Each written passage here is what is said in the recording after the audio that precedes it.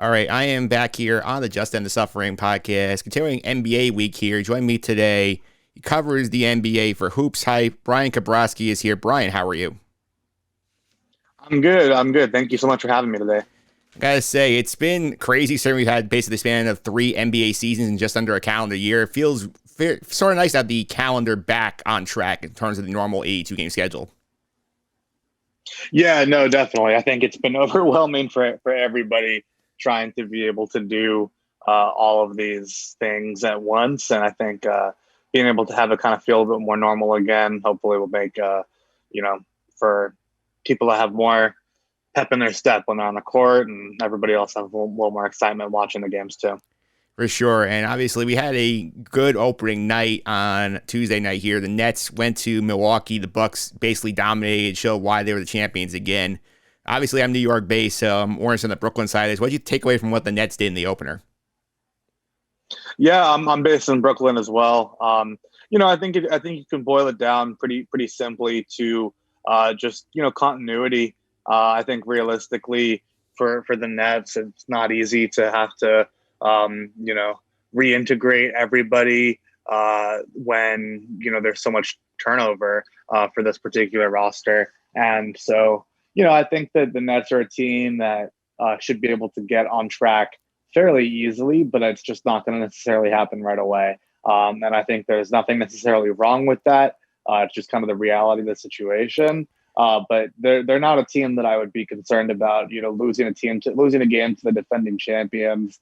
They haven't figured out quite what's going to happen with Kyrie yet. Obviously, they know as of now he's not playing. But potentially, they can work out a trade to a team where he can be unvaccinated, and maybe they can get some value back in return, or perhaps he decides to get the shot. But the story is still very much unwritten for Brooklyn at this point. Yeah, I would agree with that. And I feel like it's very easy to overreact after one game. You haven't seen them in so long. But I think the Kyrie thing, I think it is still a big deal because it changes how they plan. They have one less superstar. I think the road does get harder for them, but they still can win it all. What do you think about how Kyrie not being there affects the Nets? Yeah, I mean, I think you said it, kind of on the nose there, where um, obviously it's going to have a big impact, but I think that there are plenty of ways they can kind of shake out their lineup to include guys who potentially might make more sense as complementary pieces. Obviously when all three of those players, Kyrie, James, and Kevin, are all on the court at the same time, they are the most unstoppable force ever. But the truth of the matter is that they'll be just as impressive offensively in terms of compared to the rest of the league with just two of those guys and potentially more role players. I think Javon Carter is more of a defensive guy. Obviously Bruce Brown is somebody who stepped up in a big way last year, and I think he can kind of add some versatility to the team and kind of make an impact in that sense in multiple ways. And they can go big. Having somebody like Claxton on the defensive end is going to be really important because they've got some defensive holes. So I think if they can include maybe two big men, somebody who's as impactful defensively as Claxton is and will continue to be, this is still a team that I think should be considered one of the two favorites to win the East. Yeah, I would agree with that. And go to the other team in town here, the Knicks, and I'm more a Knick guy myself. And last night's game against the Celtics was a lot of fun. You get the double overtime win for the Knicks. And I thought it was an interesting thing for me coming out of the game was seeing how Obi Toppin sort of took a big step up in his second year, at least in the first game, because they started using him in lineups like Julius Randle. He was flying down the floor. What do you think about what we saw from the Knicks last night? Yeah, I think Obi Toppin's development will be huge for them. This is a really deep Knicks team. They obviously had some grit. They loved playing together. They're a team that's going to get a ton of minutes, under their belt, obviously for each player. Under Thibodeau, I think obviously Thibodeau doesn't really play younger players as often as he does the older guys. So last year with Obi's injuries and kind of his lack of experience, it wasn't surprising he had made a huge impact yet. But realistically, the fact that we saw something from quickly was fairly surprising last year, and that's especially when considering that it was Toppin who was selected way before him. So I think when you kind of factor the fact in that Toppin's going to get better, quickly might get better. Obviously Evan Fournier looked amazing yesterday for his debut. I think that across the board, they just looked like a team that was going to fight. And obviously, they kind of had some struggles towards the end of the fourth quarter. But ultimately, they should be in a position where they're going to compete for the playoffs again. And hopefully, for the sake of Madison Square Garden, win at least a round or two. Yeah, I mean, the expectations of the Knicks are actually interesting because last year they definitely overachieved with what they had and got the 4 seed, and they got run out of the gym by Atlanta. I feel like they did well to upgrade themselves. Nobody expects them to be NBA title contenders here, but do you think it's realistic for them to avoid the play-in game, potentially win a round here, get to the second round of the NBA playoffs? Yeah, I think that's a realistic sort of expectation for this particular team. I mean, I'm not sure that I would say that they're title contenders at this point. But the idea of them winning a series or two, I think is certainly reasonable. And I think that even if it's not something that I necessarily have as likely, depending on how things shake up, every team's an injury away from being out of contention. Obviously, Philadelphia's got a lot of stuff to figure out with Ben Simmons, just across the board. There are so many factors in that, they could be a last man standing type of situation. And, even last year, no one expected the Suns to make it as far as they did. And obviously they made it as far as they did. So I would say that it's certainly a possibility that, they could sneak their way in there. Yeah, for sure. And I want to go to Philly for a minute, too, because obviously them going down would help the Knicks out in this case. But the Ben Simmons situation is definitely getting ugly there. We heard about the incident the other day when he refused to participate in defensive drill and Doc Rivers sent him home. Like, how do you think this ends up playing out? Because I could see scenarios where they basically tell him to stay away until they figure out what trade situation here. Do you think there's any shot he plays with them before they deal him? There's a shot. I mean, Daryl Moore is really stubborn. And I think that the idea of wanting him, to win the trade is a huge aspect here. And as of right now, there's basically no way they win a trade for Ben Simmons because there's just so little to actually get back from him right now in a way that will actually make the Sixers better because they're a team that's still contending. So I would say across the board, there's certainly a chance we see him play again, simply for the reason that Morey's not down to lose a trade. And he's a really talented player with a ton of talent, and so I understand where they're coming from there. But realistically, I would be really surprised if we ever saw him play again for Philadelphia. But I wouldn't be surprised if he ends up having a good career, in general, because I think he is one of the more talented players in the NBA, and I think if he potentially gets a reset somewhere, that could be enough to change things up. Yeah, where do you think would be a good spot for him to land, sort of revitalize his career? Because obviously Philly's not going to work out. I know the Lillard package seems to be a pie in the sky deal because Portland wants to try and hold on to him. Like, where do you think the spot is that he ends up? I think for San Antonio never does trades during the season, so I'd be surprised if it were San Antonio. But that's a team that kind of makes sense to me for him. Like in terms of just being able to get his head on straight, potentially work on his shooting with Chip England, and still be able to kind of have the offense potentially run around him because they don't have a ton of other things going on for them in Philly. But I would be surprised, or sorry, San Antonio, but I'd be surprised if that does end up happening, just for the fact of the matter that they're not likely to make a trade in the middle of the season like that. But that's a team that comes to mind for me, as one to be willing to make a trade for him.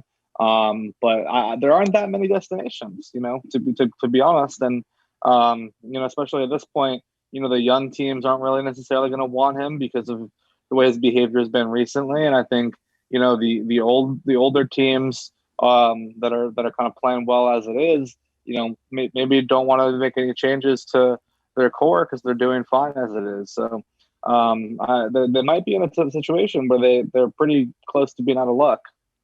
Yeah, that makes some sense. And I want to stay in the East for me because last year the East was weird because of the COVID year. We had all sorts of injuries and stuff. We had a trio of teams I think that you or traditionally do very well that were all kind of down last year in Boston, the Raptors, who had to play the whole year in Tampa, and the Heat. So, of those three, which one do you think has the biggest bounce back here?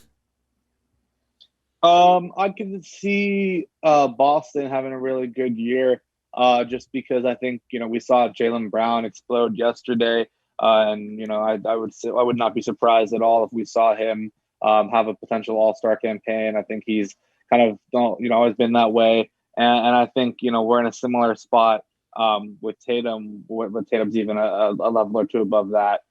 Tatum, I think is potential MVP type of player one day.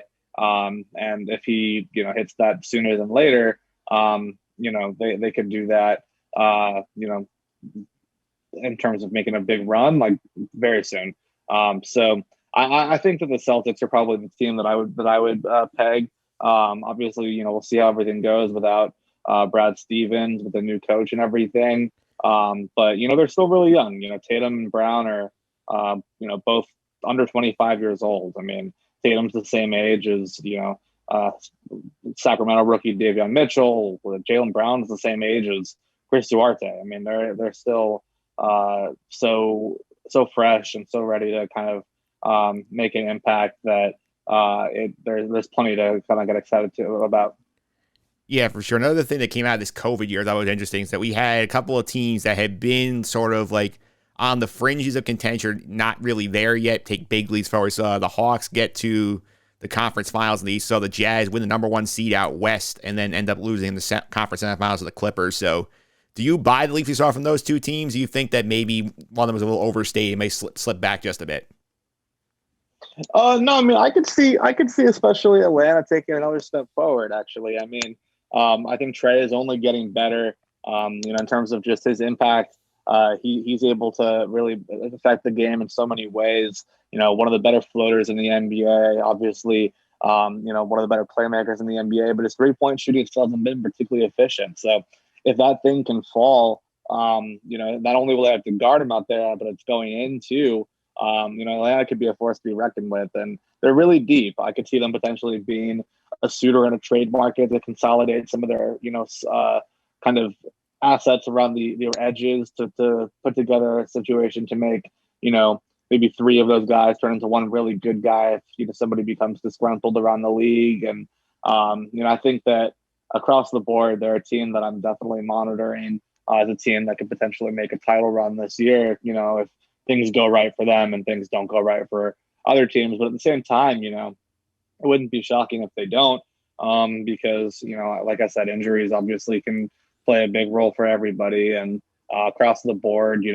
there's a situation with Atlanta where, potentially Trey doesn't get necessarily better. Potentially John Collins played ball in a contract year, but, not necessarily in, not that he has money. So, I think that Trey is a really special young player, and I think he's going to continue to make an impact. But that's kind of a team that I'm following as one with a lot of depth. Yeah, it makes some sense. What do you think about Utah as well? Do you think the Jazz can sustain that kind of effort to be a top team in the West again? You think they might fall back to like a 3-4 kind of seed deal? Yeah, I mean, I could see them having home court in the playoffs, but I think the question with them is more about what they're going to do in the postseason. And I think that's kind of been the question with them for a while. And Donovan Mitchell is obviously transcendent talent, and Rudy Gobert is clearly the best defensive player in basketball, and their 3-point shooting was the best among the elite last year. So when it comes to that, they're able to really have an identity for an offense. So I would be pretty comfortable with the idea of placing them as a top 4 seed. I don't know if I'd call them a 1 seed again, but also like it could be a close race at the top. And with the Clippers having injuries to Kawhi Leonard and Denver with the Jamal Murray and the Lakers being sort of a potential of, injuries kind of slowing their role because of their age and everything, they should be a factor to potentially get the 1 seed as well. Yeah, I want to talk about the Lakers too, because the Lakers fascinate me. That trade for Russell Westbrook seems to make no sense on paper, but then you look at the star power they have with him, AD, and LeBron there. The age is a question, the fit's a question, but if these guys play, they're potentially guys who just steamroll everybody and win the West and win the championship. What do you think about the Lakers this year?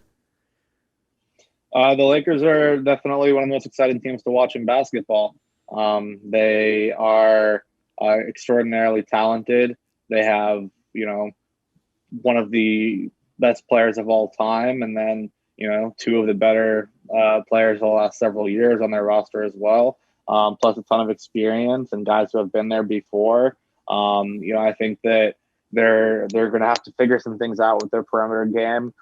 Buddy Hield obviously makes a little bit more sense on paper, but that's basketball's not played on paper, as a wise man once said. So they've got to figure out how to make it work. I'd be really curious to see if they could do second units where it's just sort of Russell Westbrook kind of destroying worlds against the other team's bench. And that would kind of be, in my opinion, the smartest move is, having like a LeBron AD lineup, then a Westbrook lineup. LeBron AD and some shooting, and then Westbrook just kind of taking over the game and playing his own style rather than having Westbrook be a catch and shoot guy, because that's not really Westbrook's game. He doesn't really make sense as a catch and shoot guy. So that's sort of what I think of what I would like to see the Lakers do. But we'll see how Coach Vogel spreads out his minutes. Yeah, for sure. And obviously the reigning Western champs, the Phoenix Suns, they brought pretty much everybody back. The one thing I'm curious about is if the DeAndre Ayton situation, the fact that the owner decided he wasn't worth the max contract prior to that deadline, and Ayton was upset about it. We can disagree as to whether the owner was right or wrong on this one, but do you think that will impact the chemistry the Suns seem to have? Because if he's disgruntled, that could definitely create some issues, in my opinion. I think that they've got the right coach for the situation. I think that people tend to really, really enjoy, playing for Monty Williams. And I think that he's the kind of coach who's going to be able to keep everybody engaged, even if, the contract situation's not right. And, DeAndre Ayton's going to need to get his money somehow. And, he's going to have to do that by playing well. So he might still get his money in restricted free agency. It's not like he's, been told to go home or that he's never going to play for this team again. That I think the max is still potentially on the table. And I think with that in mind, he's going to be just fine. I think Phoenix is going to be just fine.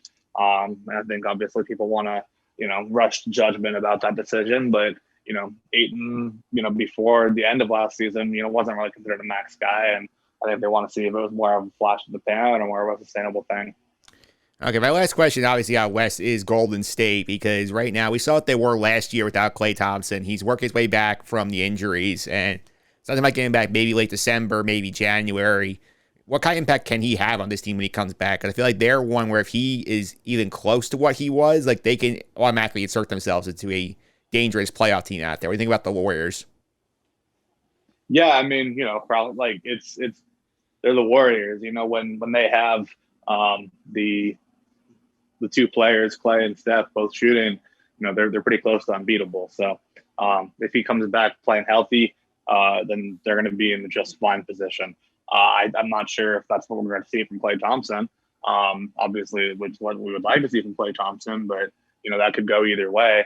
I'm definitely curious how Wiseman continues to develop, and if they get it at Kuminga, I would have been, if I were in their situation, like potentially more inclined to pick guys who would have been more ready to contribute right away. Halliburton potentially a safe pick.